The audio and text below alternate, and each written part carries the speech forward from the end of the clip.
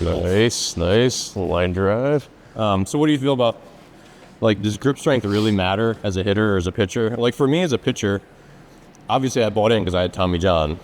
And it's like, if you want to protect your elbow, you know, having stronger forearm muscles is one way to help do that.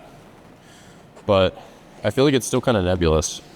Yeah, no, I think it is important for the reason you mentioned from an injury prevention standpoint.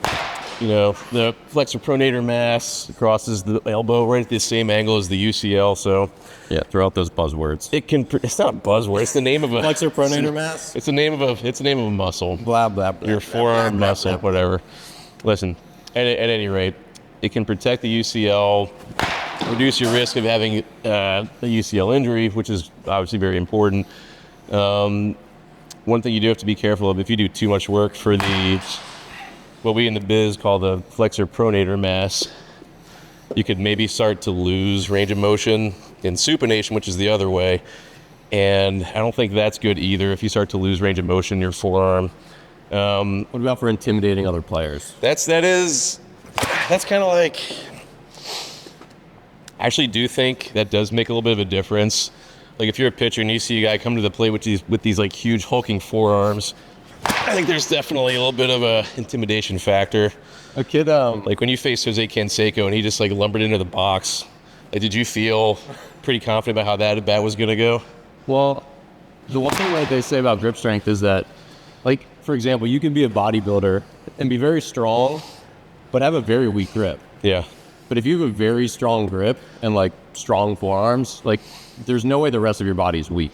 Yeah, that's true. But you can't get strong forearms without being strong everywhere else. Yeah, because you have to hold heavy weight, you have to pull your body up. Yep.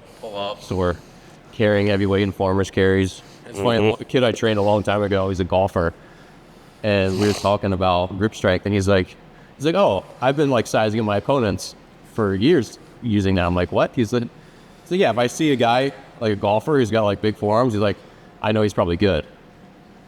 And I was like, huh, because you don't think of that being associated with golf. But I think there's an association everywhere. But Oh yeah, I agree. it's still like kind of hard to articulate though. If someone's like, well, why do I need like stronger forearms, like bigger forearms? Like, how's that going to help me as a hitter? It's like, it's not exactly clear. I mean, you hold the bat with your hands. I think Hold it more loosely when you're stronger. Like, you spend less of your strength holding the bat. You know, if you're like really, really weak, you got to really hold on to the bat. But if you're really strong, it takes only a tiny bit of effort. I don't know. Yeah. I mean, you've seen that video of what's his face hitting the like no hands home run, Adam Frazier. You've seen that, right?